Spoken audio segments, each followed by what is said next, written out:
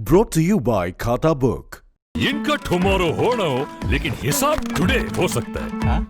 कैसे? भाई खाता आउट करो, खाता बुक डाउनलोड करो, ये ऑटोमेटिकली हिसाब करे, उधारी वापस लाए फटाफट। भेज दिया उसको हिसाब। खाता बुक, बिजनेस हुआ इजी।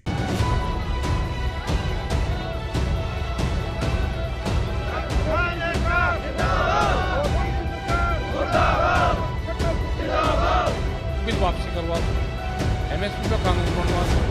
कोई काम कर रहे हैं जो किसान नहीं चाह रहा। किसी भी सूरत में किसान को खत्म करने के चक्कर में लगे। जो 3 खेती मंडी तोड़ने वाले ऑर्डिनेंस लेके आए हैं, जिससे खेती मंडी प्रभावित होगी, पूरा किसान भी दूर प्रभावित होगा। नए कृषि सुधार कानून के खिलाफ पिछले 10 दिन से प्रदर्शन कर रहे किसानों की जुबान पर अगर एक बात कॉमन है तो वो है एमएसपी को लेकर चिंता। एमएसपी यानी न्यूनतम समर्थन मूल्य। किसानों की मांग है न्यूनतम समर्थन मूल्य से कम कीमत पर खरीद को सरकार अपराध घोषित करे। सरकार एमएसपी पर सरकारी खरीद जारी रहने की लिखित में गारंटी दे। ये इस सारे मामले में एक जो पेंच फंसा हुआ है वो ये है कि जो तीनों कानून है उस पर बहुत लंबी डिस्कशन और डिबेट हो चुकी है। हमारी मांग है कि तीनों कानूनों को निरस्त किया जाए और एमएसपी को हमारी लीगल जो राइट है वो दिया जाए। सरकार का ये बड़ी बात नहीं लगती कि कानूनों को निरस्त करना। मक्का का रेट समर्थन मूल्य 1850 है, वो मक्का 600 और 700 में किसान की ली जा रही है।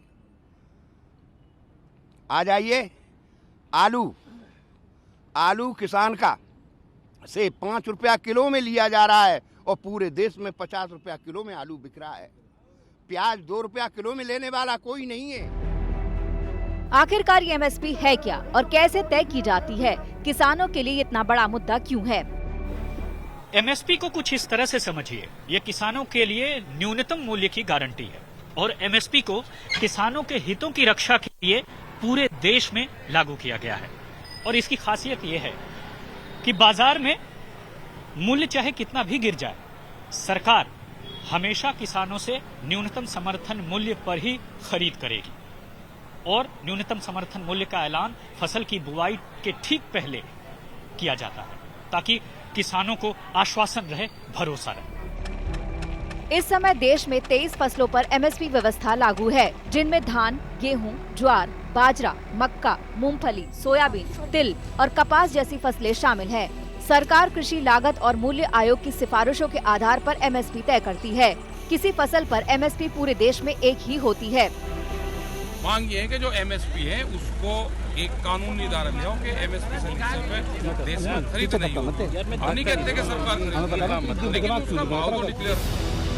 नए कृषि कानून में किसानों की चिंता की जो मुख्य वजह है वो ये है कि सरकार ने अभी तक लिखित में ऐसा कोई आदेश जारी नहीं किया कि फसलों की सरकारी खरीद जारी रहेगी। हालांकि सरकार के मंत्रियों की तरफ से एमएसपी जारी रखने का मौखिक आश्वासन दिया जा रहा है। सरकार का तर्क है कि पहले के कानूनों में भी लिखित में एमएसपी की बात नहीं कही गई थी, इसीलिए नए कानून में भी इसे शामिल नहीं किया गया है। लेकिन किसान लिखित आदेश से कम पर समझौता करने के मूड में बिल्कुल नहीं है। मोदी सरकार का ये दावा है कि वो किसानों को उनकी लागत से 1.5 गुना ज्यादा एमएसपी दे रही है, लेकिन फिर बड़ा सवाल ये है कि जब सरकार न्यूनतम समर्थन दे रही है तो उसको लिखित में देने में क्या दिक्कत है?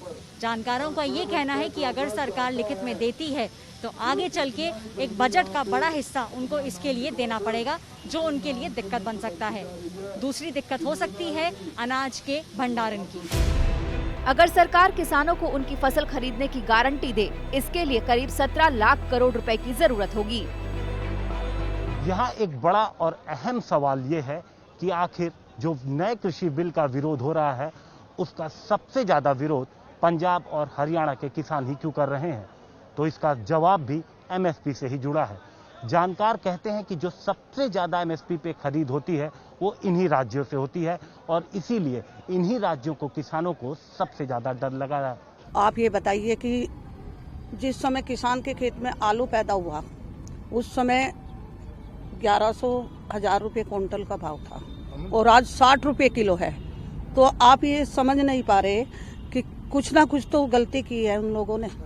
60 रुपये किलो आलू क्या हमसे ही दोबारा से वसूला जा रहा है सबसे, और हमने 1000 रुपये क्विंटल बेचा और हमको किस भाव में दे रहे हैं? हम समर्थन मूल्य की मांग करने के लिए यहाँ आए हैं। लेकिन सारे किसान इतने खुश नसीब नहीं है। एक अनुमान के मुताबिक 94% किसानों को MSP नहीं मिलता और वो बाजार पर निर्भर हैं, जबकि आधे से ज्यादा किसानों में न्यूनतम समर्थन मूल्य को लेकर जागरूकता की कमी है।